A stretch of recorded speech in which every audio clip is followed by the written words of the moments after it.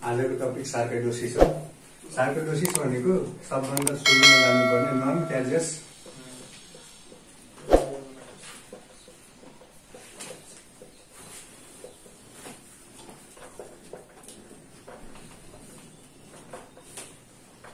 क्याजियस ग्रानुलोमेटस inflammatory disease हो।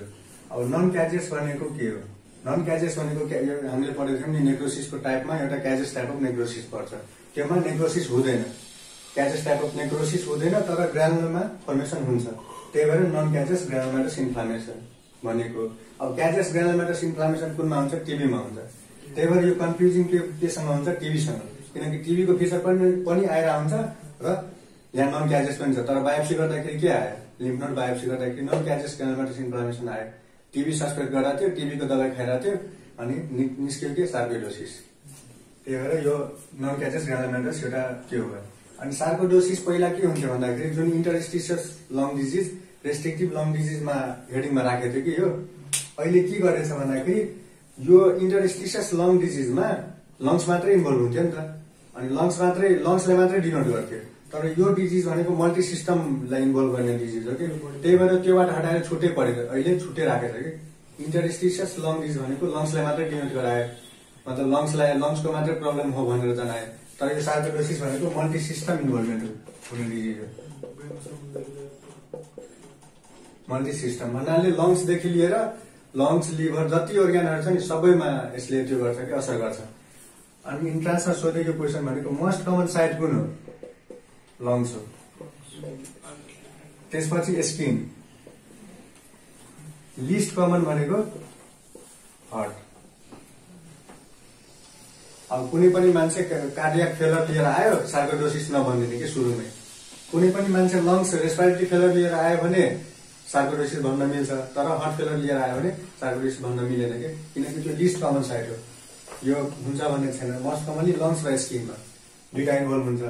अर्को भनेको यो डिजिज क्रोन्स डिजिज, जुन हामी इन्फ्लामेटरी बाउल डिजिज पढ्छौँ नि, इन्फ्लामेटरी बाउल डिजिजसँग एसोसिएटेड हुन सक्छ कि। अनि यो डिजिजको एउटा प्रोटेक्टिभ मेकानिजम भनेको स्मोकिङ हो।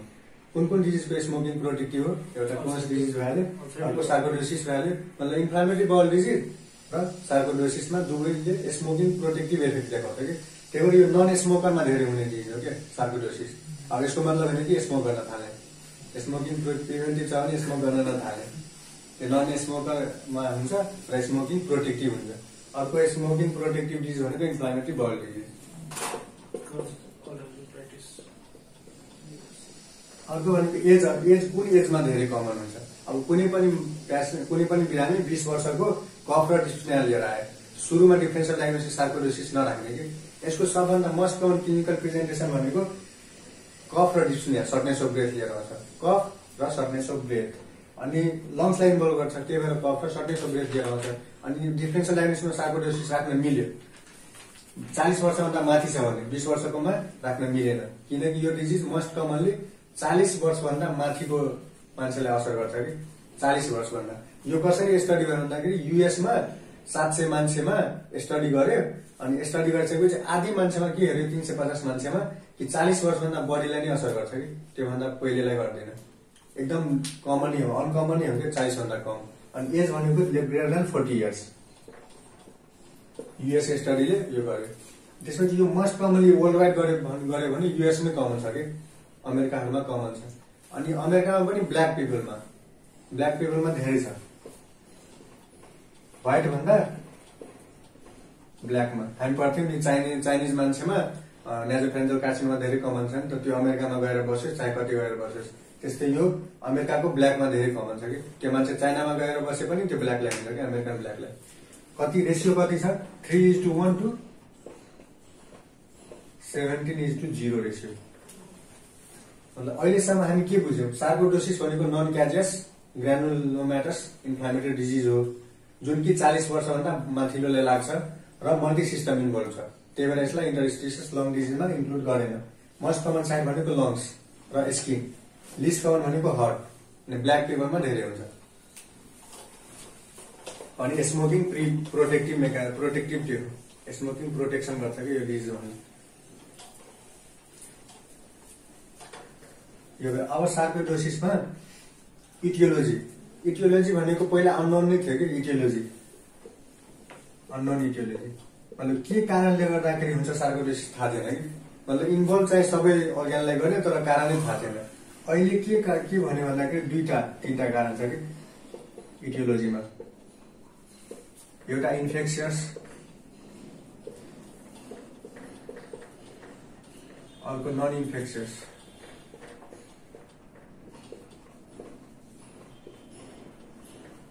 इन्फेक्सियसमा हामीलाई एक्नी गराउने अर्गानिजम कुन हो? प्रोपियोनिबैक्टर एक्नी, पी एक्नीले गराउँछ। अब नन इन्फेक्सियसमा सबैले जुन जेनेटिक एसोसिएसन पनि छ क्या यसको, genetic predisposition HLA DRB1। HLA genetic predisposition हामी रिमेटिक आर्थराइटिसमा पनि पढ्थ्यौँ नि, HLA DR1 4 भनेर त्यस्तै जेनेटिक प्रिडिस्पोजिसन पनि छ। र नन इन्फेक्सियसमा जेनेटिक भ्यालु एउटा, अर्को भनेको इन्सेक्टिसाइड्सहरू, फंगल इन्फेक्सनहरूको कारणले गर्दाखेरि, भाइरल इन्फेक्सनको कारणले गर्दाखेरि पनि नन क्याजियस ग्रानुलोमेटस इन्फ्लामेसन हुन्छ कि। त्यही भएर मेन भनेको प्रोपियोनिबैक्टर एक्नी र जेनेटिक प्रिडिस्पोजिसन। अब कुनै पनि मान्छे मानव म जेनेटिकली प्रिडिस्पोज छु, त्यो मान्छेमा अब प्रोपियोनिबैक्टरको इन्फेक्सन भयो, ब्याक्टेरियल इन्फेक्सन भयो। यो ब्याक्टेरियल इन्फेक्सन यो हाम्रो बडीमा आइसकेपछि के को रूपमा काम गर्यो? एन्टिजेनको रूपमा, हैन? अब यो एन्टिजेन आयो हाम्रो बडीमा, एन्टिजेन आयो, एन्टिजेन आइसकेपछि यो एन्टिजेनलाई त मार्न खोज्छ नि त, एन्टिजेनलाई भित्र बडीमा रहन दिँदैन। त्यसलाई यो एन्टिजेनलाई समात्न के आयो? एन्टिजेन प्रेजेन्टिङ सेल, मानव म्याक्रोफेज आयो। जे पनि अनुसार चाहिँ डेन्ड्रिटिक सेल्सहरू पनि हो नि त एन्टिजेन प्रेजेन्टिङ सेल, जुन पनि आयो। अब म्याक्रोफेज आयो यहाँ, त्यो म्याक्रोफेजले के गर्यो? एन्टिजेनलाई लियो, समात्यो। एन्टिजेनलाई लिइसकेपछि यो एन्टिजेन प्रेजेन्टिङ सेलले, म्याक्रोफेजले के गर्छ भन्दाखेरि CD4 सेल्सलाई दिन्छ। अनि यो CD4 सेलले के गर्छ? जुन हाम्रो टी लिम्फोसाइट हुन्छ नि, टी लिम्फोसाइटमा एउटा टी सेल रिसेप्टर हुन्छ, टी सेल रिसेप्टर। टी सेलमा हुने रिसेप्टर भनेको टी सेल रिसेप्टर हो। अनि टी सेल रिसेप्टरमा यो CD4 सेलमा के छ? अब एन्टिजेन, त्यो एन्टिजेन छ नि त, यो दुवै बाइन्ड कहाँ हुन्छ? यो टी सेल रिसेप्टरमा बाइन्ड गर्यो। यो टी सेल रिसेप्टरमा बाइन्ड गरिसकेपछि टी सेल के भयो? एक्टिभेसन भयो।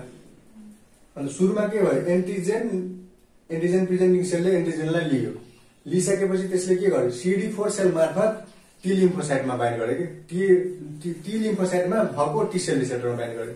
यो रिसेप्टरमा बाइन्ड गरिसकेपछि यो के भयो? एक्टिभेट भयो नि त टी सेल। हाम्रो इम्युन सिस्टम एक्टिभेट भयो। कुनै पनि बाहिरको कुरालाई मार्नलाई के गर्नु पर्यो? हाम्रो इम्युन सिस्टम एक्टिभेट गर्नु पर्यो। इम्युन सिस्टम एक्टिभेट गर्ने इनिसियल फ्याक्टर भनेको के हो? एपिसी नै हो नि त। एन्टिजेन प्रेजेन्टिङ सेलले अब लिम्फोसाइटलाई, हाम्रो बी लिम्फोसाइटलाई, टी लिम्फोसाइटलाई दिन्छ। योमा टी लिम्फोसाइटलाई दियो, टी सेल रिसेप्टरमा बाइन्ड गरेर। अब यो टी लिम्फोसाइटले साइटोकाइन्सहरू सेक्रेट गर्यो कि, बनायो IL-2। अनि अर्को के गर्यो? Activation of more म्याक्रोफेज।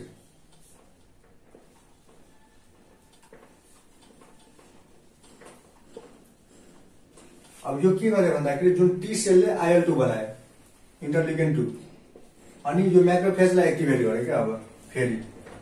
अनि यो म्याक्रोफेजले पनि बनायो क्या अर्को त्योहरू साइटोकाइन्सहरू, जस्तै गामा इन्टरफेरन अनि इन्टरल्युकिन 2। अब योहरू अब के भयो? टी सेलले यो IL-2 पनि बनायो। अब यसले के गर्यो? इन्फ्लामेटरी रेस्पोन्स गरायो कि।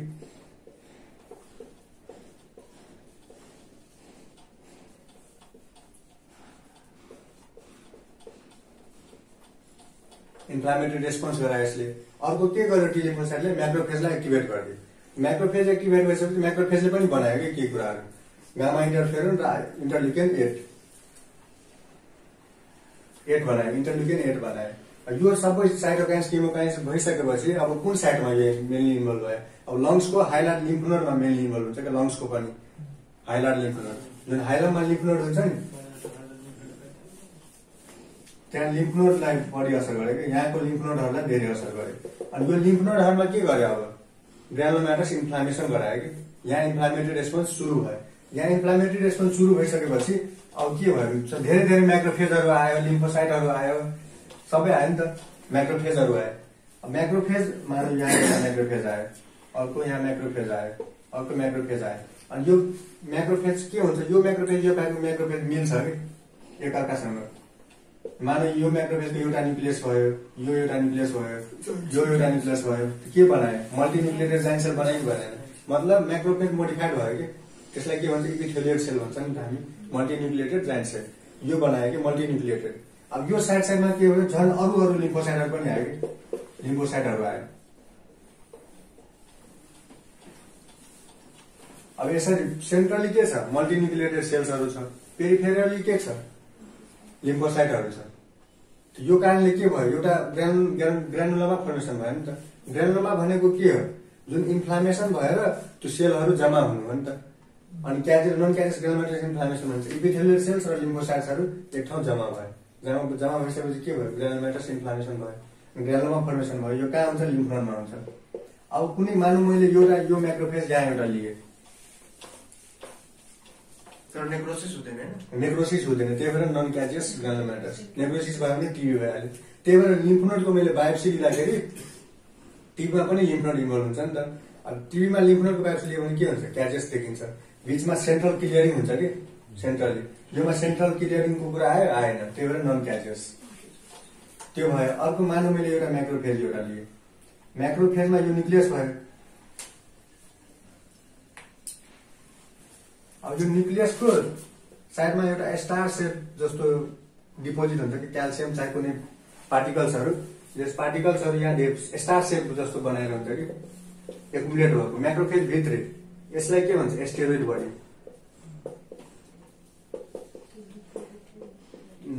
एस्टेरोइड बडी। स्टार किन एस्टेरोइड? स्टार जस्तो बनाएको छ, त्यही भएर एस्टेरोइड बडी। अर्को भनेको यो म्याक्रोफेजै भयो। म्याक्रोफेजमा स्टारको फर्ममा होइन कि अर्कै फर्ममा सोझै एकुमुलेसन भन्छ, यसलाई अर्कै बडी भन्छ, एससी ह्युम्यान बडी। दुईटा बडी पाउँछ कि, जस्तै बायोप्सी गर्दाखेरि हामी यो म्याक्रोफेजमा एउटा स्टार सेप पार्टिकल्सहरू एकुमुलेट भएको छ, अर्को स्टार सेप नभएर अर्कै सेप पार्टिकल यो क्याल्सियमै डिपोजिट भएको छ कि, त्यसलाई के भन्छ? एससी ह्युम्यान बडी। यो दुईटा बडी देखिन्छ, एस्टेरोइड बडी र ह्युम्यान बडी। क्याल्सियम नै हुन्छ, एउटा स्टार फर्ममा बनाएको हुन्छ, त्यही भएर एस्टेरोइड। अर्को स्टार सेप हुँदैन, त्यही भएर ह्युम्यान बडी। अब माने कुनै पेसेन्ट होइन एचआइभी एड्सको छ, इम्युनो कम्प्रोमाइज छ, माने कोही एड्सको मात्रै नभएर कोही क्रोनिक किमोथेरापीमा छ, कोही पेसेन्ट क्रोनिक किमोथेरापीमा छ, कोही पेसेन्टलाई ब्लड क्यान्सर छ, मानव एचआइभी छ, त्यो पेसेन्ट के छ? इम्युनो कम्प्रोमाइज छ नि त। त्यो इम्युनो कम्प्रोमाइज पेसेन्टमा सार्कोइडोसिस हुँदैन कि, किनकि सार्कोइडोसिस हुनलाई के चाहियो? CD4 टी सेल चाहियो, CD4 सेल चाहियो। अब एचआइभी पेसेन्टमा त टी सेल अलरेडी कम छ नि त। त्यो कम भएको पेसेन्टमा यो हुन्छ, सार्कोइडोसिस हुँदैन, किनकि त्यो कन्ज्युम हुन्छ नि त। इन्भेस्टिगेसनमा हामीले त्यही भएर कि CD4 सेल र CD8 सेलको रेसियो हेर्नुपर्छ कि यो सेल रेसियो कम डिक्रिज भएको हुन्छ सार्कोइडोसिसमा। किनकि सार्कोइडोसिसले के गर्यो? हाम्रो जुन इम्युन मेकानिजमको लागि जुन स्ट्रेन्थ चाहियो नि, त्यो स्ट्रेन्थलाई युज गरिरहेको छ कि, युटिलाइज गरिसक्यो। अब एचआइभी पेसेन्टमा के हुन्छ? अलरेडी त्यो चाहियो नि त, इम्युन सिस्टम चाहियो कि सार्कोइडोसिस हुनलाई, इम्युन रियाक्सन चाहियो। जस्तै स्ट्रङ इम्युन रियाक्सन भएको पेसेन्टलाई यो हुने हो कि। एचआइभीमा त अलरेडी टी सेल कम छ, कुनै पेसेन्ट क्रोनिक किमोथेरापीमा छ भने त्यसमा अलरेडी इम्युनो कम्प्रोमाइज छ कि, हुन्छ। तर कुन पेसेन्टलाई हुन्छ? जुन पेसेन्ट एन्टी रेट्रोभाइरल थेरापीमा छ, त्यसकोमा त टी लिम्फोसाइट कम भएको हुँदैन नि त। T lymphocyte anti retroviral maintain गरेर हुन्छ नि त, त्यस्तो पेसेन्ट हुन्छ। यदि कोही पेसेन्ट एचआइभी पेसेन्ट छ र एन्टी रेट्रोभाइरल थेरापी खाएको छैन, त्यसको लिम्फोसाइट काउन्ट 200, 150, 300 मा छ, त्यस्तो पेसेन्टले सार्कोइडोसिस हुने चान्सेस एकदम अनकमन हो कि। तर अहिले किन एचआइभीमा पनि सार्कोइडोसिस देखिन्छ? किनकि धेरै मान्छे त अब एन्टी रेट्रोभाइरल थेरापीमा खाएर हुन्छ हो, त्यही भएर यो सार्कोइडोसिस त्योमा लाग्दैन कि एचआइभीमा। अब कुनै पनि पेसेन्ट साइक्लोस्पोरिन खाइरहेछ, साइक्लोस्पोरिन कुन ड्रग हो? इम्युनो मोडुलेटर हो कि, इम्युनो मोडुलेटर हो। अब इम्युनो मोडुलेटरमा के हुन्छ? साइक्लोस्पोरिन खाएको मान्छेलाई सार्कोइडोसिस हुने चान्सेस हुन्छ। जस्तै अब कुनै पनि लिभरकै कुरा गर्छ, जस्तै हेपाटाइटिस भएको मान्छे, हेपाटाइटिस सी भएको मान्छेलाई इन्टरफेरोन दिइरहेछ कि, हेपाटाइटिस सी भएको मान्छेमा त्यो इन्टरफेरोन दिनु हुँदैन कि, किनकि इन्टरफेरोन पनि इम्युनो मोडुलेटर हो, इम्युन मोडुलेट गरिदियो। इम्युन मोडुलेट गरिदियो भने हेपाटाइटिस सी पनि भएको छ, यता सार्कोइडोसिस हुने चान्सेस पनि हुन्छ कि। त्यो दुईटाको कम्बिनेसन कहिले गर्नु हुँदैन। एउटा केही एचआइभी वाला थियो, एचआइभी पेसेन्टमा सार्कोइडोसिस हुने चान्सेस कमै हुन्छ यदि एन्टी रेट्रोभाइरल थेरापीमा छैन भने। छ भने त अब भइहाल्छ, छैन भने हुने चान्सेस एकदम कम हो। त्यो भयो। अर्को भनेको अब यो मल्टी सिस्टम अघि नै भने मल्टी सिस्टममा सबभन्दा मोस्ट कमनली लङ्सलाई इन्भल्भ गर्छ। साइड भनेकै थियो लङ्स। अब यो मान्छे कस्तो क्लिनिकल फिचर लिएर आयो, मोस्ट कमनली त लङ्सै इन्भल्भ हुन्छ नि त। लङ्स इन्भल्भ हुँदाखेरि कफ र सर्टनेस अफ ब्रेथ, यो दुईटा एकदम यो सार्कोइडोसिसको यो दुईटा क्लिनिकल फिचर लेख्दा पनि अरू नलेख्दा पनि हुन्छ कि यो दुईटा एकदम मोस्ट कमन हो। कुन एज ग्रुपमा? Greater than 40। यदि 20 वर्षको आयो डिस्पिनिया लिएर आयो भने यो नभन्ने, 40 कफ र सर्टनेस अफ ब्रेथ भन्ने, यो मोस्ट कमन हो। अर्को भनेको जस्तै हामी टिभीमा पढ्छौँ नि त, fever, weight loss, night sweat, fatigue, यो त टिभीको सिम्टम हो नि। यस्तो सिम्टम पनि आउन सक्छ कि सार्कोइडोसिसमा। त्यही भएर यो टिभीसँग कन्फ्युज भएर हुन्छ। फिभर, वेट लसहरू पनि आएर हुन्छ। मेन भनेको कफ, सर्टनेस अफ ब्रेथ। फिभर टिभीमा पनि कफ आउँछ। यो मतलब हुन्छ नै कि मतलब प्लस माइनस? यो प्लस माइनस हुन पनि सक्छ, नहुन पनि सक्छ, टिभी जस्तो। मेन सिम्टम भनेको कफ र सर्टनेस अफ ब्रेथ, यो दुईटा हो। यो त धेरै डिजिजमा हुन्छ नि, टिभीमा पनि हुन्छ नि सर्टनेस अफ ब्रेथ, कफ, क्रोनिक कफ टिभीमा पनि भइरहेको हुन्छ। त्यही भएर यो सार्कोइडोसिस धेरै डिजिजसँग कन्फ्युजिङ छ कि। अर्को भनेको यो लङ्समा लिम्फ नोडमा एक्ट गर्छ कि, लिम्फ नोडमा बाइन्ड गर्यो, लिम्फ नोडमा ग्रानुलोमेटस इन्फ्लामेसन गरायो।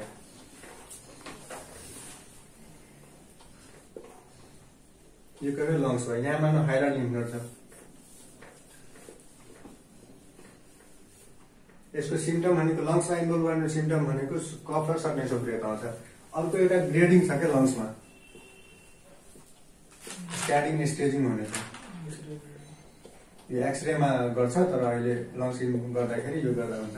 स्क्यानिङ ग्रेडिङमा 4वटा ग्रेड छ, grade 1, grade 2, grade 3, grade 4। Grade 1 मा अब कुनै पनि इन्फ्लामेटरी रेस्पोन्स भयो भने हाम्रो लिम्फ नोडमा बाइन्ड गरेर लिम्फ नोडमा इन्फ्लामेटरी रेस्पोन्स भइरहेछ। लिम्फ नोडमा इन्फ्लामेटरी रेस्पोन्स हुनुको मतलब के हो? पहिला लिम्फ एडिनोप्याथी हुन्छ नि त। बाइल्याटरल हो, युनिल्याटरल भयो भने फेरि नभने बाइल्याटरल लिम्फ एडिनोप्याथी हुन्छ क्या सुरुको स्टेजमा। लिम्फ नोडको साइज बढ्छ क्या, हाइलर लिम्फ नोडको, अरू ठाउँ गएन, हाइलरको फर्स्ट स्टेजमा। अब सेकेन्ड स्टेजमा के हुन्छ? यो हुन्छ नि 1 प्लस यहाँ इन्फिल्ट्रेट आउँछ कि। इन्फिल्ट्रेट भनेको अब इन्फ्लामेटरी सेल्सहरू त्यहाँ देखिन्छ कि। माने यो लिम्फ नोड यति थियो भने यो ठुलो भयो, अनि यहाँ सेल्सहरू पनि देखियो कि, इन्फ्लामेटरी सेल्सहरू सेकेन्ड स्टेजमा। थर्ड स्टेजमा लिम्फ एडिनोप्याथी पनि हुन्छ, तर इन्फिल्ट्रेट यति धेरै बढिहाल्छ कि यो थर्ड स्टेजमा प्रोमिनेन्ट भनेको इन्फिल्ट्रेट हो कि। हाम्रो त्योतिर ध्यानै जाँदैन, लिम्फ एडिनोप्याथीतिर इन्फिल्ट्रेट हुन्छ। फोर्थ स्टेजमा फाइब्रोसिस हुन्छ। त्यही भएर यसलाई रेस्ट्रिक्टिभ लङ डिजिज भनेको। फाइब्रोसिस लास्ट स्टेजमा हुन्छ नि त, त्यही भएर रेस्ट्रिक्टिभ लङ डिजिज भनेको हो कि। फर्स्ट स्टेजमा यो लिम्फ एडिनोप्याथी मात्रै हुन्छ, बाइल्याटरल फेरि। अनि less than 2 centimetre lymph adenopathy hilar छ भने त्यो सार्कोइडोसिसको होइन। ग्रेटर देन 2 सेन्टिमिटर हुनै पर्यो, ग्रेटर देन 2 साइज लिम्फ नोडको। लेस देन 2 अनकमनै हो कि सार्कोइडोसिसमा, ग्रेटर देन 2 हुनु पर्यो यो लिम्फ नोडको size. Bilateral lymph adenopathy 2 centimetre, greater than 2 centimetre होइन, यति हुनु पर्यो। सेकेन्ड स्टेजमा के भयो? इन्फिल्ट्रेटहरू थप्यो। थर्ड स्टेजमा के भयो? इन्फिल्ट्रेट प्रोमिनेन्ट भयो। फोर्थ स्टेजमा के हो? फाइब्रोसिस भयो। यो स्टेजिङ भयो। अब यो डिजिज यति कन्फ्युजिङ छ कि सर्टनेस अफ ब्रेथ त्यसमा पनि हुन्छ, आस्मामा पनि हुन्छ नि त सर्टनेस अफ ब्रेथ। यो डिजिजमा मैले ब्रोन्कोडाइलेटर दिएर हेरेँ कि, लङ्स कुनै पनि मान्छे आयो कफ र सर्टनेसको ब्रेथ लिएर, मैले ब्रोन्कोडाइलेटर दिएर हेरेँ। ब्रोन्कोडाइलेटरमा रेस्पोन्स गरिदियो कि। ब्रोन्कोडाइलेटर के सिओपीडी त रेस्पोन्स गर्दैन, आस्मा गर्छ। अब ल आस्मासँग कन्फ्युज भयो, किनकि ब्रोन्कोडाइलेटर दियो त्यसले इम्प्रुभ भयो क्या लङ्स सिम्टमहरू तत्काल। अनि यो ब्रोन्कोडाइलेटर दिँदा पनि त्यो हुन्छ। ब्रोन्कोडाइलेटर दिँदाखेरि यसको सिम्टमहरू जस इम्प्रुभ भयो। अर्को लभले नै पठाएको आफ्नो भिडियो, मिथाकोलिन च्यालेन्ज टेस्ट। मिथाकोलिन च्यालेन्ज टेस्टमा के हुन्थ्यो? ब्रोन्कियल आस्माकै केसमा गर्छ कि, यो टेस्ट आजकल गर्दैन। यो टेस्टले गर्दाखेरि के हुन्छ? झन् मान्छे ब्रोन्को स्पाजम हुन्छ कि। यो कोलिनर्जिक ड्रग हो नि त, कोलिनर्जिक ड्रगले झन् ब्रोन्को स्पाजम गराउँछ कि। अब यो टेस्टमा के भयो कि सार्कोइडोसिसको सिम्टमहरू जुन छ नि झन् एग्रिभेट भयो कि। जस्तै ब्रोन्कियल आस्मामा के थियो हाम्रो मेथाकोलिन च्यालेन्ज टेस्ट गर्दाखेरि के हुन्थ्यो? ब्रोन्को स्पाजम धेरै हुन्थ्यो, अनि मान्छेले झन् डिफिकल्टी हुन्थ्यो। र ब्रोन्को डाइलेटर दिँदाखेरि के हुन्थ्यो? रिलिफ हुन्थ्यो। मैले पहिला के गरेँ? ब्रोन्को मिथाकोलिन च्यालेन्ज टेस्ट गरेँ, उसलाई गाह्रो बनाएँ। ब्रोन्को डाइलेटर दिएर उसलाई रिलिफ गराइदिएँ। त्यो त आस्थामा हुनुहुन्थ्यो, योमा पनि त्यस्तै हुन्छ कि मेटाबोलिक च्यालेन्ज टेस्ट गर्दाखेरि उसको त्यो भयो, गाह्रो भयो, सास फेर्न गाह्रो भयो, सिम्टमहरू त्यो भयो, वर्सन भयो, ब्रोन्कोडाइलेटर दिँदाखेरि के भयो, ठिक भइदियो कि। अनि यो कन्फ्युजिङ केसँग भइहाल्यो, अब आस्मा हो कि, किनकि सर्टनेस अफ ब्रेथ पनि छ, कफ पनि छ। सिम्टम वाइज फिभरको सर्टनेस अफ ब्रेथ अनि वेट लस थियो भने टिबीसँग कन्फ्युज भइरहेको थियो, यता यो आस्मासँग कन्फ्युज भइरहेको थियो कि लङ इन्भल्भमेन्टमा। लङमा यति नै छ कि लङमा भनेको सिम्टम अनि यो स्टेजिङ छ। अर्को सेकेन्ड मोस्ट कमन साइड भनेको स्किन हो। अब स्किनमा लोफ्रेन सिन्ड्रोम छ कि, लोफ्रेन सिन्ड्रोमको ट्राइड हो कि। लोफ्रेन सिन्ड्रोममा 3टा कुरा हुन्छ। लोफ्रेन सिन्ड्रोम LOFGREN, यूवेटिस, बाइलेटरल लिम्फेडिनोप्याथी, हाइलर, अनि अर्को भनेको इरिडेमा नोडोसम। इरिडेमा नोडोसम भनेको स्किन लिजन हो। फेरि इरिडेमा मार्जिनेटमसँग कन्फ्युजन हो भने इरिडेमा नोडोसम हो। यो भनेको के हो? यो भनेको अहिले भन्छु 3टा लोफ्रेन सिन्ड्रोम भनेको यूवेटिस, बाइलेटरल हाइलर, लिम्फेडिनोप्याथी, त्यसपछि इरिडेमा नोडोसम। इरिडेमा नोडोसम भनेको म्याकुल पनि हुनसक्छ। म्याकुल भनेको लेस देन 5 mm हुने लिजन होइन, अनि रेज पनि हुँदैन स्किन सर्फेस भन्दा। म्याकुलो प्यापुलर मतलब म्याकुल पनि लेस देन 5 mm पनि हुनसक्छ, ग्रेटर देन 5 mm पनि हुनसक्छ। म्याकुलो प्यापुलर लिजन हुन्छ। यसको कलर भनेको पर्पल टु व्हाइट जे पनि हुनसक्छ। इरिडेमाटस पनि हुनसक्छ। इरिडेमाटस कलर भयो। यो हाइपो चाहे हाइपर पिगमेन्टेड जुनै पनि हुनसक्छ। Hyper pigmentation. अनि साइट भनेको एउटा भनेको हाम्रो यो नेजल ब्रिज, यहाँ हुन्छ नेजल ब्रिजमा। नेजल ब्रिज एउटा कहाँ भयो, एउटा यहाँ नेजल ब्रिजमा भयो। अर्को भनेको यो आँखा छ नि, यो आँखाको यता तल इन्फेरियर पोर्सन अफ आई। अर्को भनेको हाम्रो गालामा, चिकमा। गालामा भयो भने ठ्याक्कै यसलाई के भन्छ, लुपस पर्नियो। लुपस पर्नियो भन्छ। LUPUSPERNIO। यो गालामा भयो भने लुपस पर्नियो। यो लुपस पर्नियो। यसैसँग कन्फ्युजन हुनसक्छ कि मेलारियासँग। यो लुपस पर्नियो ठ्याक्कै कहाँ भने मैले एउटा यहाँ नेजल ब्रिजमा भने, अनि अर्को यो आइबल जुन छ नि हाम्रो आइबलको इन्फेरियर पोर्सनमा भने, अनि यो चिकमा भने। चिकमा भयो भने स्पेसिफिक लुपस पर्नियो भन्छ। अनि यो 3टा लोफ्रेन सिन्ड्रोम भन्छ। अनि मानव अब यो पहिला पर्पल व्हाइट भनेको थियो नि त, अब यो मानव लिजन हिल भइरहेछ, ठिक भइरहेछ भने यो पर्पल कलरहरू फेड हुँदै जान्छ कि, कलर फेड हुँदै जान्छ। यो स्किन लिजन भयो।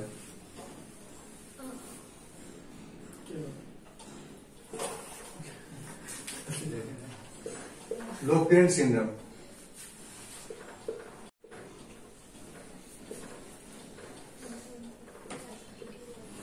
यो सार्कोइडोसिस भनेको एकदम एक्युट फर्ममा पनि हुनसक्छ र क्रोनिक फर्ममा पनि हुनसक्छ कि। कुनै पनि मानव 100 जनाले सार्कोइडोसिस भयो भने 80 जना ठिक भएर हुन जान्छ कि। 80 जना, 20 जना मात्र के हुन्छ, क्रोनिक फर्ममा जान्छ कि। 20 जना 100 जनामा मतलब 20%। 20% केमा गयो, क्रोनिक फर्ममा गयो। नभए 80% केमा जान्छ कि, एक्युट फर्ममै ठिक भइहाल्छ सार्कोइडोसिस। अनि यो लोफ्रेन सिन्ड्रोम अरू भनेको एउटा इलेक्ट्रोलाइटमा क्याल्सियम, यसले हाइपर क्याल्सियमिया गराउँछ कि। हाइपर क्याल्सियमिया किन गराएर, हाइपर क्याल्सियमिया नर्मली हाम्रो के हुन्छ, प्याराथाइरोइड ग्ल्यान्ड हाइपर एक्टिभेसन भयो भने के हुन्छ, क्याल्सियमको लेभल बढ्छ। प्याराथाइरोइड ग्ल्यान्डले के गरायो, एक्टिभ फर्ममा भिटामिन डी अनि जिआबाट क्यालबाइन्डिङ प्रोटिन बनायो, जिआबाट एब्जर्प्सन धेरै भयो, बोन डिजर्प्सन गराउँथ्यो। तर यो केसमा होइन, सार्कोइडोसिसको केसमा PTH कम हुन्छ कि, प्याराथाइरोइड हार्मोन कम हुन्छ, त्यही पनि क्याल्सियम बढिरहन्छ। किन बढिरहन्छ, जुन हाम्रो ग्रानुलोमा हुन्छ नि, त्यो ग्रानुलोमाले नै एक्टिभ फर्ममा भिटामिन डी बनाइदिन्छ कि। मतलब जुन हाम्रो छ नि अल्फा 125 जुन डाइहाइड्रोक्सिलेज, त्यो इन्जाइम बनाइदियो कि ग्रानुलोमाले नै सेल्फ। प्याराथाइरोइड ग्ल्यान्ड चाहियो। नर्मली त हामीलाई प्याराथाइरोइड ग्ल्यान्ड, लिभर सबै चाहिन्थ्यो नि त एक्टिभेसनको लागि। एक्टिभ फर्ममा भिटामिन डी कहाँ फर्मेसन हुन्छ, किडनीमा हुन्छ नि। त्यो किडनी त्यति बेला किडनी चाहिरहेको थियो, प्याराथाइरोइड ग्ल्यान्ड चाहिरहेको थियो, लिभर चाहिरहेको थियो। किनकि लिभरमा 1 हाइड्रोक्सिलेज हुन्छ, अल्फा 1, यहाँ के हुन्छ 24, दुईटा मिलेर बनाउँथ्यो नि त, अल्फा 124 डाइहाइड्रोक्सिलेज इन्जाइम। तर यो केसमा के हुन्छ, जुन ग्रानुलोमा जुन फर्मेसन भएको छ नि थाइरोइड लिम्फ नोडमा, चाहे कतै कुनै ठाउँमा, त्यो ग्रानुलोमाले नै बनायो कि active form of vitamin D. ग्रानुलोमाले के बनायो? Active form of vitamin D, जसले गर्दाखेरि क्याल्सियम इन्क्रिज भयो अनि पिटिएच डिक्रिज भयो। पिटिएच कमै हुन्छ कि, पिटिएच कम हुँदा पनि क्याल्सियम बढेको कन्डिसन हो। अब ग्रानुलोमा यसले के गरायो? Increase calcium. अब क्याल्सियम इन्क्रिज भयो भने हाइपर क्याल्सियमको सिम्टमहरू लिएर आउँछ। हाइपर क्याल्सियमको सिम्टम, अब यो क्याल्सियम इन्क्रिज भयो, रेनलमा डिपोजिट भयो, रेनल स्टोन गराइदियो, नेफ्रोलिथियासिस गराउन सक्छ, यो पनि किडनीमा पनि गराउन सक्यो। अब कुनै पनि पेसेन्ट नेफ्रोलिथियासिस लिएर आयो, सार्कोइडोसिस पनि हुन सक्छ, किनकि हाइपर क्याल्सियमले गरायो। यो भयो। अर्को भनेको मैले कुन कुन सिस्टम भने, लङ्स भने, स्किन भने, क्याल्सियमको भने। अब रेनलको पनि यो भ्याल्यु मेनली नेफ्रोलिथियासिसै गरायो, यो क्याल्सियम बढेर। अर्को भनेको लिभर। लिभरमा सिरोसिस गराउँछ क्या यसले। सिरोसिस कसरी गरायो? जुन हाम्रो लिभरमा अब यहाँ के हुन्छ,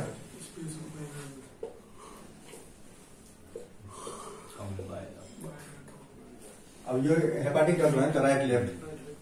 यो हेपाटिक डट कहाँबाट भन्छ? इन्ट्रा हेपाटिकबाटै डट भन्छ नि त। यो इन्ट्रा हेपाटिक रिजनमा के हुन्छ? कोलिस्टासिस गराइदिन्छ कि, मतलब बाइल फ्लो स्टप गराइदिन्छ, स्टासिस गराइदियो।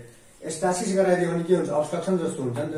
मानव हाम्रो यहीँ स्टासिस भयो, यहीँ स्टासिस भयो, मानव यो यहाँ स्टासिस भयो, बाइल फ्लो हुन त पाएन। बाइल फ्लो हुन पाएन भने त्यो बाइल के यहीँ हुन्छ नि त। बाइल लिभरमा धेरै बेरसम्म बस्यो भने बाइलले के गरिदियो? इन्फ्लामेसन त्यहाँ गराइदियो। इन्फ्लामेसन भएपछि कुनै इन्फ्लामेसन हिँड्दाखेरि के हुन्छ? फाइब्रोसिस हुन्छ नि त। यहाँ फाइब्रोसिस भयो अनि सिरोसिस गराइदियो लिभरमा। मेन के भयो? इन्ट्रा हेपाटिक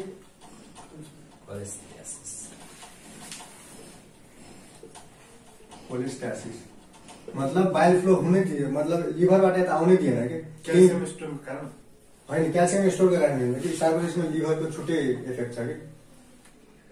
बाइल किन फ्लो भएन? मतलब बाइल किन फ्लो भएन दिएको छैन त्यहाँ, एन्सर पनि छैन। ओके, इन्ट्रा हेपाटिक कोलिस्टासिस भन्ने टर्म दिएको छ।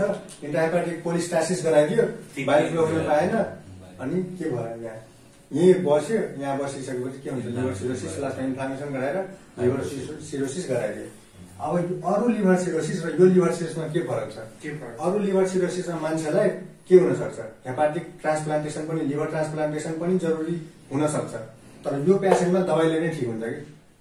लिभर ट्रान्सप्लान्टेसनको त्यो चाहिएन।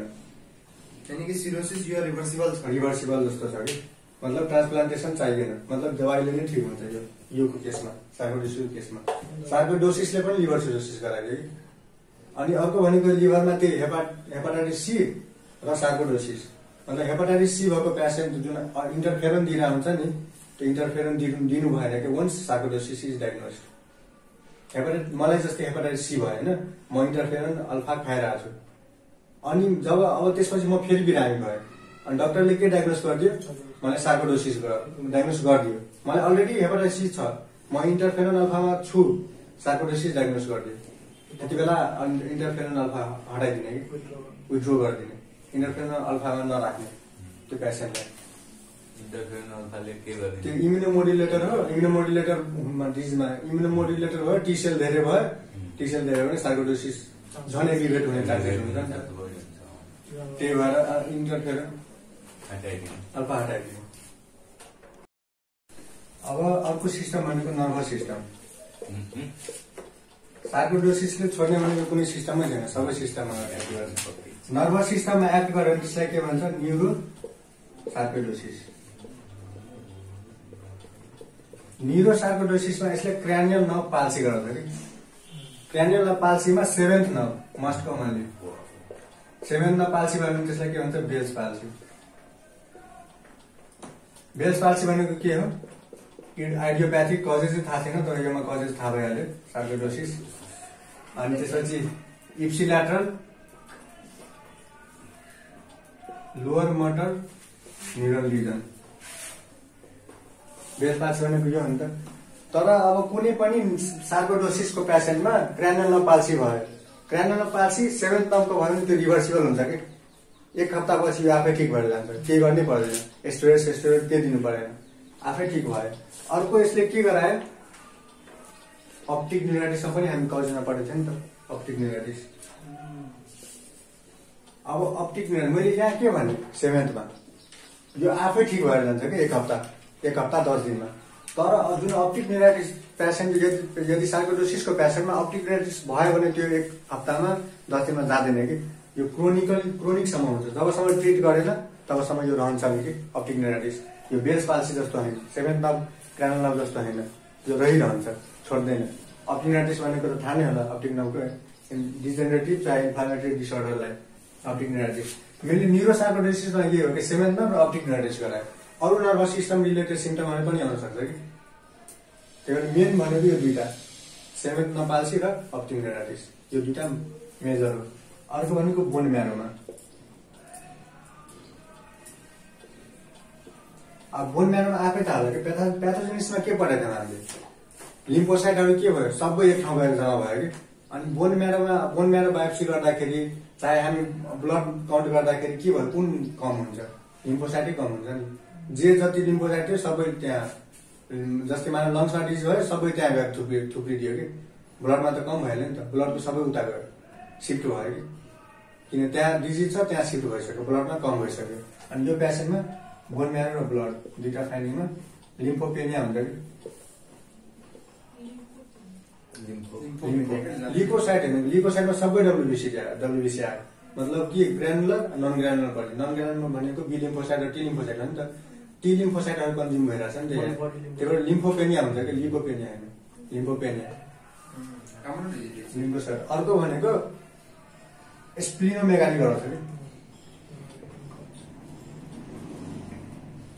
अब स्प्लिनोमेगाली गरायो, मैले कुनै पनि यो पेसेन्टलाई स्प्लिन बायोप्सी गरायो भने यो देखिन्छ, ग्रानुलोमा देखिन्छ, त्यहाँ पनि स्प्लिनमा पनि ग्रानुलोमा देखियो, जताततै ग्रानुलोमा।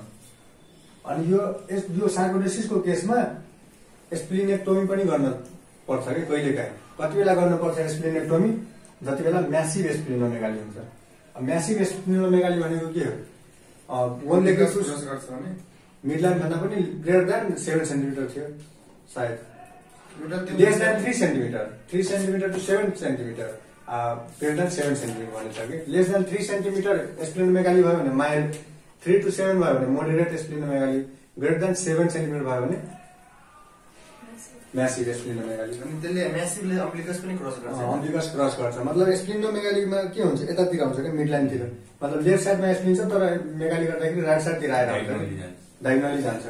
अनि यो पाल्पेटरी फाइन्डिङमा हामीले के हेर्यो, स्प्लिनोमेगाली पनि हेर्यो। अनि एउटा कजिजमा त्यो पनि गर्न मिल्यो नि त, स्प्लिनोमेगालीको कजिजमा सार्कोइडोसिस पनि गर्न मिल्यो।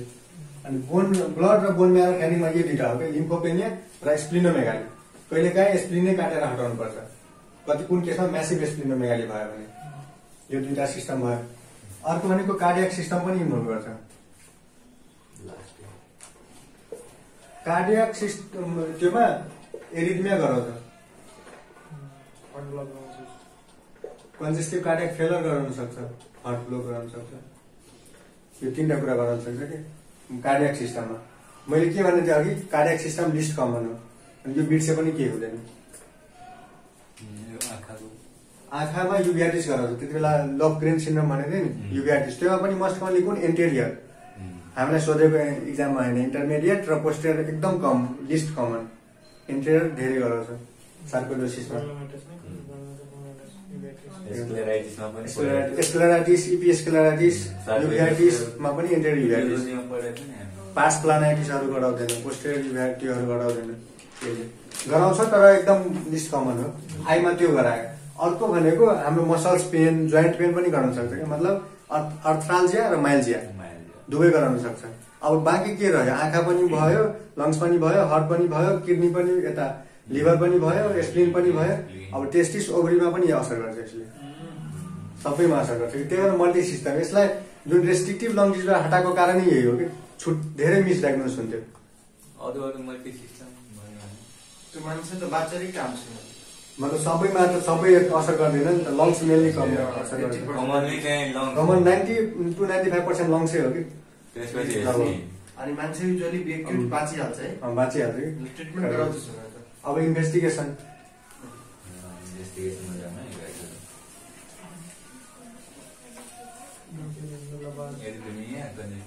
हार्टमा के भन्नु एरिथमिया हार्ट ब्लक। अब इन्भेस्टिगेसन त्यही अनुसार छ कि सबभन्दा सुरुमा के पेसेन्टको सर्टनेस अफ ब्रेथ र डिस्पनिया लिएर आयो। अब त्यस्तो पेसेन्टलाई के भने अब त्यो लिएर आयो, हामी फर्स्ट माइन्डमा के स्ट्राइक गर्छ, सार्कोडोसिस त स्ट्राइक गर्दैन, चेस्ट एक्सरे गर्छौँ, सुरुमा चेस्ट एक्सरे गर्छौँ। अब चेस्ट एक्सरेको फाइन्डिङहरू के छ,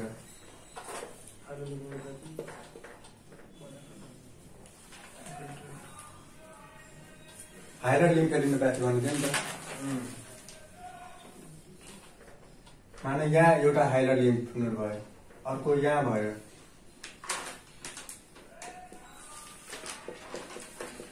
अर्को यो हाइरर लिम्फेडिनोप्याथी मात्रै होइन कि प्याराट्र्याकियल लिम्फ नोड पनि इन्भल्भ गर्छ।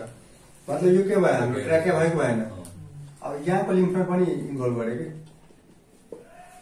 तीनटा, मैले तीनटा फिगर बनाएँ, एउटा दुईटा तीनटा, मतलब यो दुईटा के भयो, हाइलर लिम्फ नोड भयो, यो के हो प्याराट्र्याकियल। हाइलर मात्रै नसम्झिने कि प्याराट्र्याकियल पनि इन्भल्भ गरेर हुन्छ। यो के हो, तीनटा लिम्फ भयो कि भएन, यसलाई के भन्छ 1 2 3 साइन, 1 2 3 साइन, 1 2 3 साइन। अब अर्को थाहा, योभन्दा पनि यो नाम त इजिली थाहा हुन्छ, अर्को नाम यसको भनेको गार्ल्यान्ड साइन। यो एक्सरे फाइन्डिङ हो कि 1 2 3 साइन।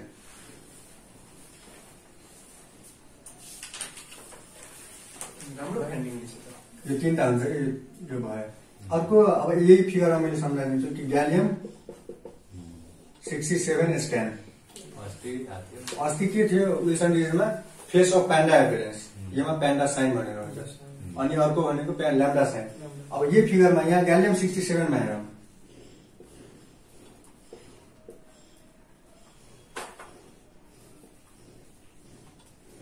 कुन कुन लिम्फ नोड छ, हाइलर लिम्फ नोड, यो के भयो प्याराट्र्याकियल, यो के भयो हाइलर लिम्फ नोड। त मैले यो तीन पहिला यो एक्सरेमा के गरेँ, एक्सरेमा त्यति डिटेल के छैन, 1 2 3 साइन भनेर गरिदिएँ छोडिदिएँ। ग्यालियम 67 स्क्यानमा अब मैले यो तीनटाले जोडेँ कि यहाँ जोडेँ, यहाँ जोडेँ, कि कुन साइन भन्यो, ल्याम्डा भन्यो, त्यही भएर यसको ल्याम्डा साइन, राम्रो साइन रहेछ ल्याम्डा साइन, ल्याम्डा भन्यो ल्याम्डा साइन, यो तीनटाले जोइन गरिदिएँ। ग्यालियम स्क्यानमा ल्याम्डा साइन हुन्छ कि यस्तो भयो। यो त चेस्टमा अब ग्यालियम त्यो डाई हालेर मैले चेस्टको स्क्यान गरेँ। अब मानव मैले फेसको स्क्यान गर्छु, फेसको स्क्यान गर्दाखेरि अब यो के हो हाम्रो, यो दुईटा ग्ल्यान्ड कुन हो, ल्याक्रिमल ग्ल्यान्ड। मैले यहाँ दुईटा ल्याक्रिमल ग्ल्यान्ड पढेँ। अनि यो मुख खोल्दाखेरि के आउँछ, नाकको पछाडि कुन ग्ल्यान्ड हुन्छ, एडिनोइड लिम्फोइड टिस्यु हुन्छ नि त, त्यो लिम्फोइडै हो नि त, मानव यहाँ त्यो आयो। अनि अर्को यो के हो, यो दुईटा प्यारोटिड, यो दुईटा प्यारोटिड। यदि मैले 5वटा कुरा गरेँ। नर्मली यो ग्ल्यान्डहरूलाई पनि इन्भल्भ गरेर हुन्छ कि नेजोफ्यारिङ्समा जुन एडिनोइड लिम्फ नोड हुन्छ नि त्यहाँ, त्यसपछि ल्याक्रिमल ग्ल्यान्ड, प्यारोटिड ग्ल्यान्ड। नर्मली स्क्यान गर्दाखेरि त्यो यदि यहाँ केही छैन, नर्मल छ भने त्यो स्क्यान यसले अपटेक गर्छ, मतलब ग्यालियम यसले अपटेक गर्छ, गर्दैन। योमा अब मानव यो पनि इन्भल्भ छ, इन्भल्भ भयो भने के गर्छ, यो पनि अपटेक गर्छ नि त ग्यालियम। यो ग्ल्यान्डले यो लिम्फ नोडहरूले त्यसलाई अपटेक गर्यो कि, अपटेक गर्यो भने यो के भयो, यो एकदम कालो देखिन्छ कि, यो 5वटा कुरा एकदम कालो देखिन्छ। यो अपटेक युजुअली ग्रानुलोमा भयो भने गर्छ कि नर्मली गर्दैन। यो अब अपटेक गर्यो,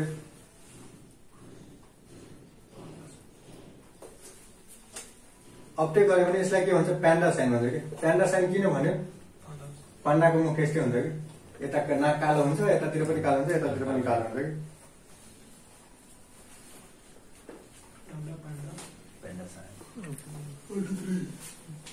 देखाइदियो त पाण्डा भनेको प्यान्डा साइन र ल्याम्डा साइन देखाइरहेको छ। यो प्यान्डाको मुख जस्तै छ नि त, मैले ग्यालियम 67 स्क्यान गर्दाखेरि फेसको अनि त्यही भएर यसलाई प्यान्डा साइन भनेको हो कि अनि तलको पिक्चरमा हाइलाइट लिम्फ नोड देखिरहेको छ। हाइलाइट लिम्फ नोड र प्याराट्र्याकियल लिम्फ नोड ग्यालियम स्क्यान गर्दाखेरि त्यही भएर ल्याम्डा साइन। यो भनेको यो चेस्ट एक्स र ग्यालियम 67 स्क्यानको फाइन्डिङ हो।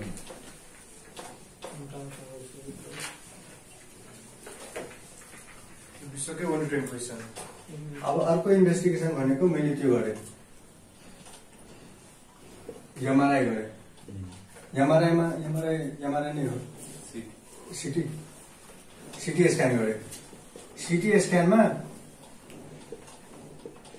Galaxy sign, sarcoid galaxy sign.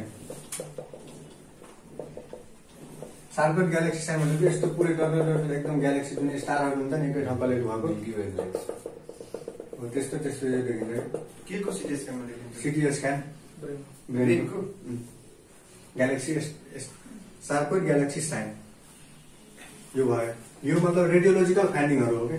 अब मेनली अब सार्कोइडोसिस भनेको रेडियोलोजी एउटा कुनै मैले के भने चेस्ट एक्सरे, ग्यालियम 67 स्क्यान अनि सिटी स्क्यान एउटा मात्रै कुनै भन्न भन्यो भने चेस्ट एक्सरे भन्ने कि अरू नभन्ने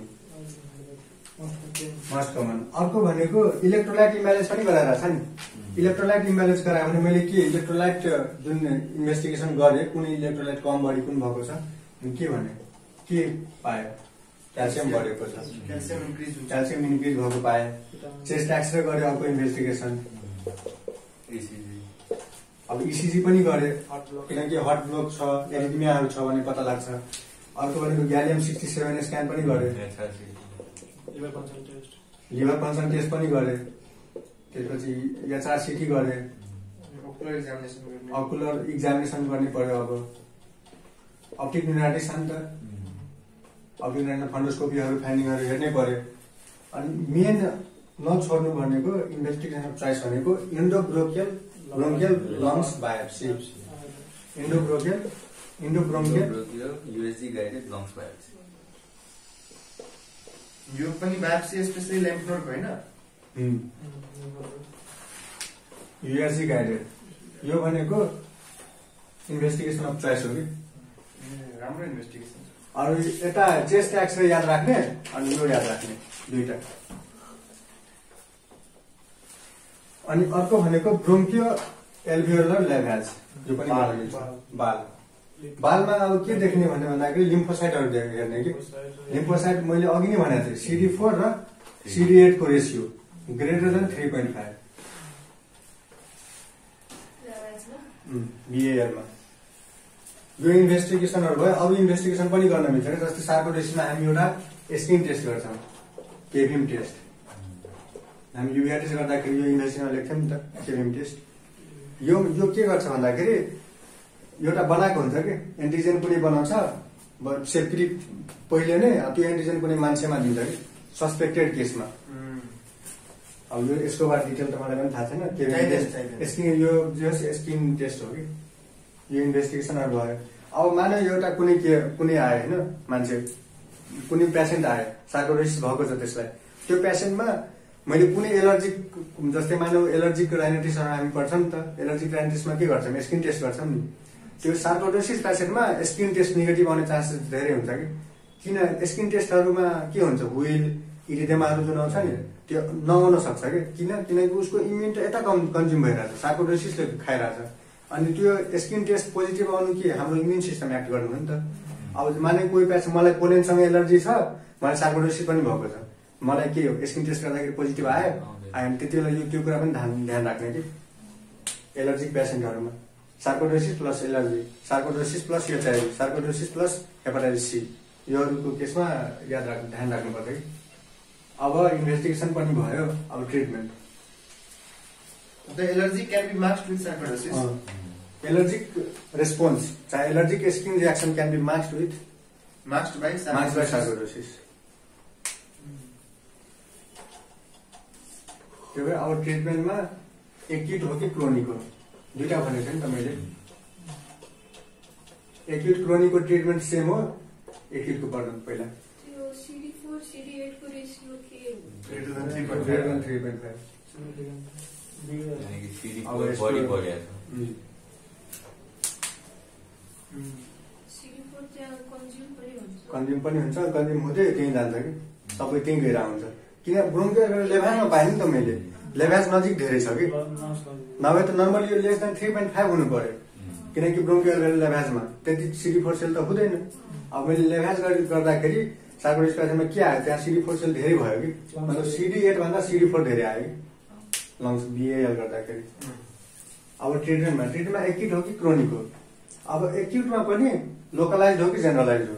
मानव कोही पेसेन्ट सार्कोइडोसिस लिएर आयो, त्यसलाई स्किन लिजन मात्रै छ, स्किन लिजन मात्रै छ, अब केही छैन, त्यसलाई म ओरल सिस्टेमिक कर्टिकोस्टेरोइड दिएर काम छैन, स्किन लिजन मात्रै छ, म त्यसलाई टपिकल दिनु, त्यसरी एप्रोच गर्ने। टपिकल ग्लुकोकोर्टिकोइड मान्नु अब एक्युट केसमा ट्रिटमेन्टमा सार्कोइडोसिस डायग्नोस भयो, तर सार्कोइडोसिस डायग्नोस भयो, स्किन म्यानिफेस्टेसन मात्रै छ।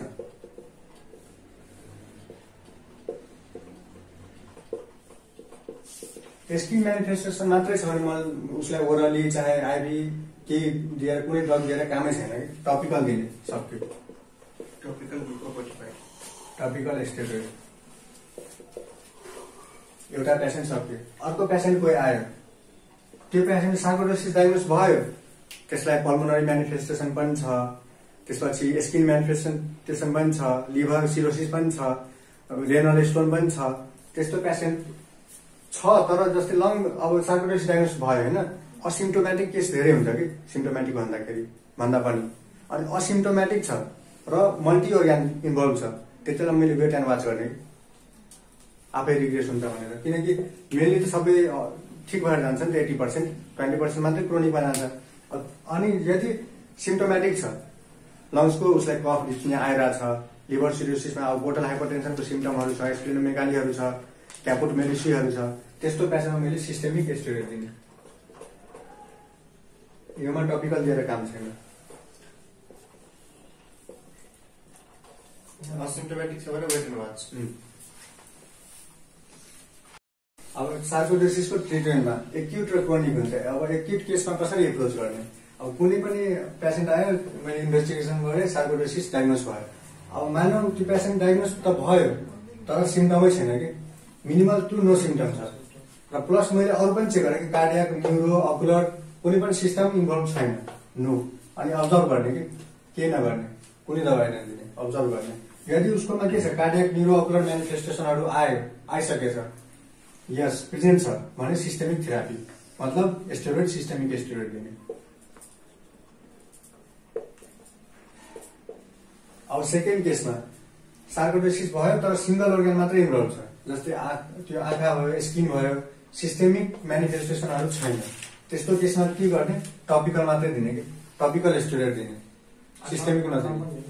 आँखामा स्टेरोइड नदिने, यदि आँखा भयो भने सिस्टेमिक, यदि छैन भने स्किन मात्रै इन्भल्भ छ भने टपिकल दिने कि, त्यो पनि दिने। अनि मल्टी अर्ग्यान छ, मल्टी अर्ग्यान इन्भल्भमेन्ट छ भने सिस्टेमिक स्टेरोइडै दिने कि, एउटा कुरा। अब सिस्टेमिक स्टेरोइड इनिसियल डोज कति दिने? 20 to 40 mg 4 times a day। अनि यो लोडिङ डोज भयो। मेन्टेनेन्स डोज कति? अब मेन्टेनेन्स डोज पनि 20 दिने, मतलब ट्यापर गर्दै जाने कि, स्टेरोइड त ट्यापर गर्दै जानुपर्छ।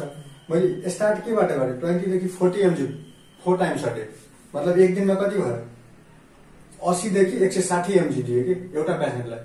अनि यसलाई ट्यापर गर्दै गर्दै 6 महिनाभित्र लेस देन 10 mg ट्यापर्स गर्न सक्नु पर्यो कि, नभए ग्रेटर देन 6 मन्थ भयो भने स्टेरोइड टक्सिसिटी।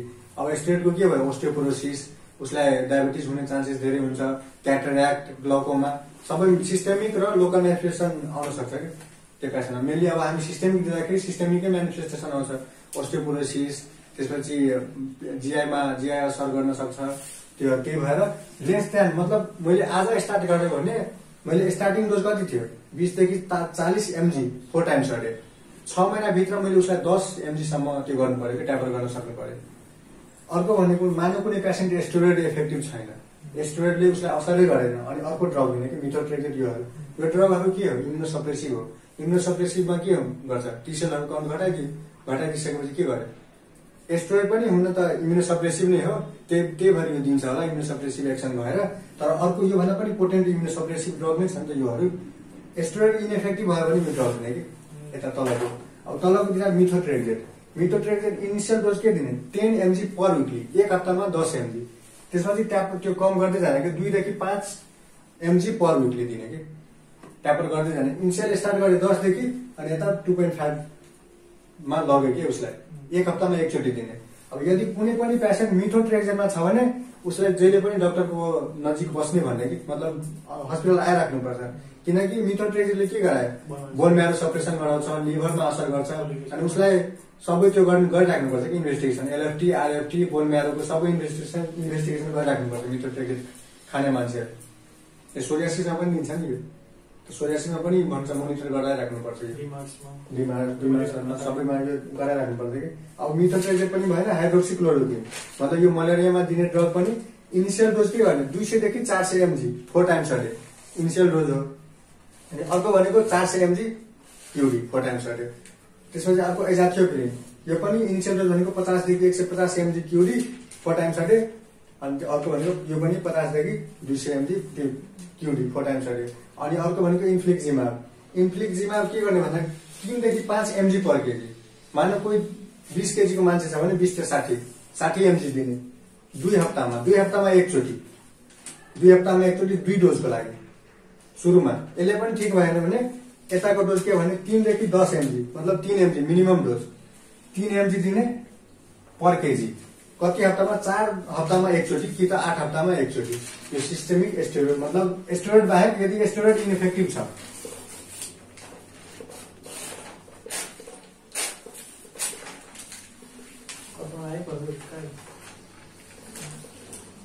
यदि स्टेरोइड इन्फेक्टिभ छ भने यो दबाईहरू दिने। क्रोनिक केसमा पनि यस्तै एप्रोच छ, कुन सिम्टममा कुन अर्गनहरू इन्भल्भ भएको छ त्यही अनुसार दिने दबाई। Thank you.